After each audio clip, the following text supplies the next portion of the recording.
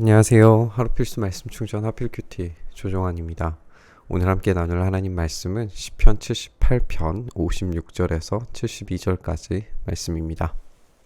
그럼에도 그들은 가장 높으신 하나님을 시험하고 거역하면서 그의 법도를 지키지 않고 그들은 그들의 조상들처럼 빗나가고 배신하여서 느슨한 활처럼 엇나갔다 라고 이야기를 합니다.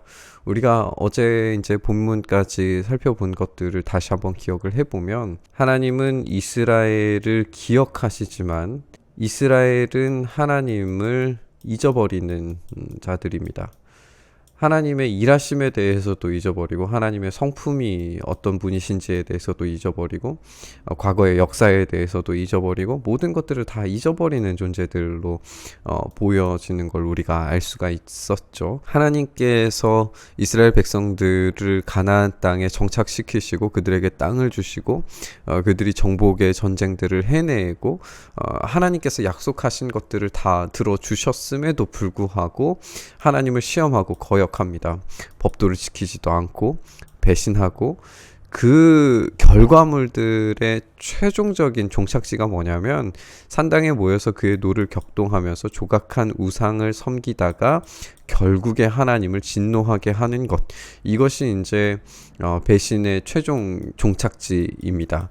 이런 하나님을 배신하고 우상 숭배를 하는 것으로 인하여서 하나님께서 노하시죠. 그리고 아주 내버리셨다라고 이렇게 표현합니다. 사람과 함께 지내시던 그 천막, 이제 실로의 성막을 하나님께서 버리셨다라고 이야기를 합니다.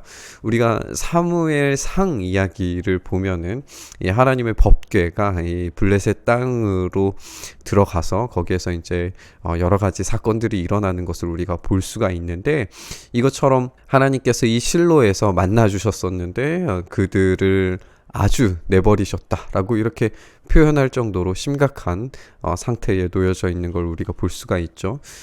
주님의 능력을 나타내는 궤를 포로와 함께 내주시고 주님의 영광을 나타내는 궤를 원수의 손에 내어주셨다.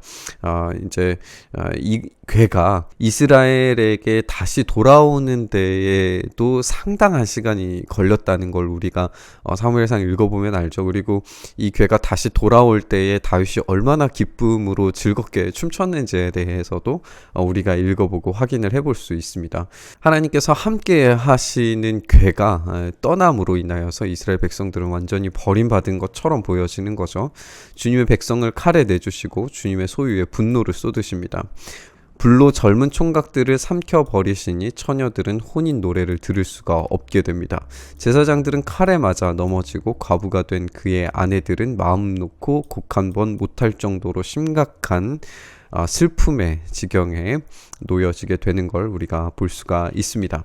그런데 이것으로 끝나는 것이 아니라 드디어 주님께서 잠에서 깨어난 것처럼 분연히 일어나십니다. 그러니까 이스라엘은 계속해서 이 배신과 죄로 말미암은 심판의 결과물들을 받게 되지만 하나님은 끝까지 그들을 기억하시고 그들과 함께 하십니다. 결국에 일어나셔서 포도주로 달아오른 용사처럼 일어나시고 원수들을 뒤쫓아가서 쳐부수시고 길이길이 그들을 욕되게 하십니다.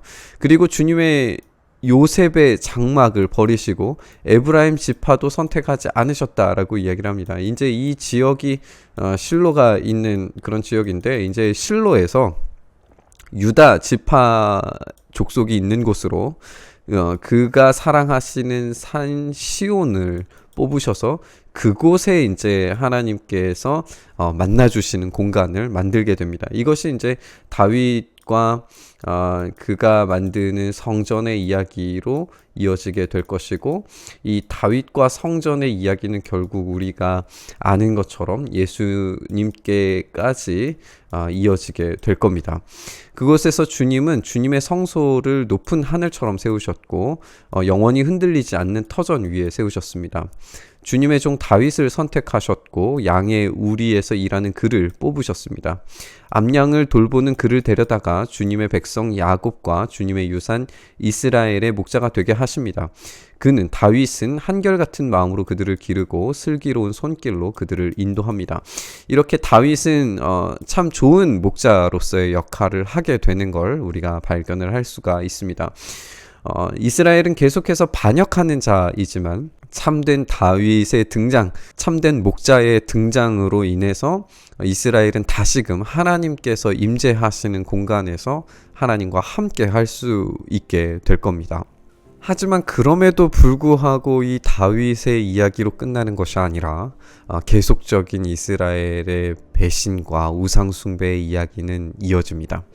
이스라엘의 불순종과 불신앙은 결국에 이런 우상숭배로 맺어진다는 것을 오늘 본문에서도 확인하지만 그 이후의 이야기에서도 우리가 너무나도 많이 찾아볼 수가 있죠. 그 결과로 하나님께서 원수의 손에 내버려 두시는 것도 우리가 계속해서 찾아볼 수 있습니다.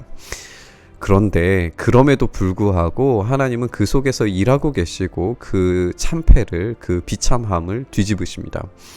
오늘 본문에서는 요셉의 장막, 실로에 있었던 장막을 버리시고 다윗을 통해서 임재의 공간을 시온으로 바꾸셨다라고 이렇게 이야기를 하는데, 결국에 그 성전이 예수 그리스도께로 이어진다는 것을 우리가 기억을 해보았으면 좋겠습니다. 오늘의 이 시편 78편의 메시지는 분명하죠. 이스라엘은 계속 하나님의 일하심을 잊어버립니다. 하지만 하나님은 이스라엘을 잊지 않으십니다. 그들의 배신을 아시고 우상숭배할 것을 미리 아셨고 결과를 아심에도 불구하고 그들을 어떻게 사랑하셨는지 기억하십니다.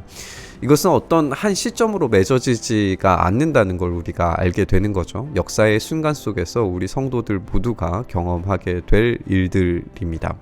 하나님은 어떤 지역과 민족의 하나님이 아니라 온 우주의 통치자이십니다. 우리는 계속된 반역과 불신과 잊어버림을 반복하는 존재일지 모르지만 하나님은 자녀된 우리들을 기억하고 잊지 않으십니다.